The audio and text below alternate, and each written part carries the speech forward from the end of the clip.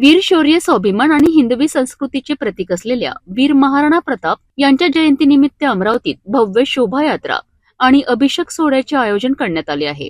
श्री महाकाली शक्तीपीठ प्रतिष्ठानच्या वतीने 17 मे रोजी हा भव्य सोहळा पार पडणार असून या पार्श्वभूमीवर आयोजित नियोजन बैठकीत मोठ्या संख्येने कार्यकर्ते आणि समाज बांधव सहभागी झाले होते. युवकांनी इतिहासातून प्रेरणा घेऊन समाज कार्यात सक्रिय व्हावे असे आवाहनही यावेळी करण्यात आले.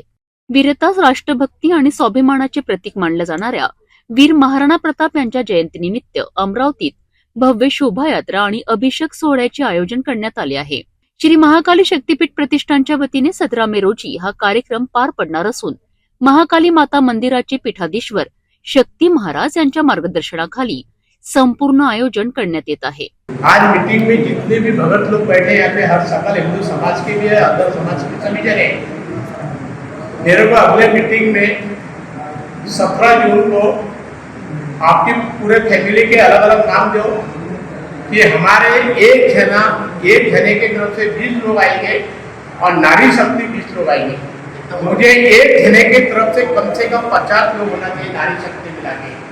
और 17 जून को जो सवेरे न्यू गणेश कॉलोनी में और महाराणा प्रताप चौक सबका साथ में हमारे सकल हिंदू समाज से नारी शक्ति के हस्ते भी, पुरुष वर्ग के हस्ते भी न्यू गणेश कॉलोनी के वीर महाराणा प्रताप जी की मूर्ति का भी और महाराणा प्रताप जो 70 साल पे सर्रापा बजाने की मूर्ति उनका भी राज्य अभिषेक हम सभी भक्त लोगों के ऐसे करने वाले उस दिन सवेरे। या कार्यक्रमाच्या तयारीसाठी एकवीरा देवी मंदिर प्रतिष्ठानच्या सभागृहात नियोजन बैठकीचे आयोजन करण्यात आले होते. बैठकीच्या अध्यक्षस्थानी पीठाधीश्वर शक्ती महाराज उपस्थित होते.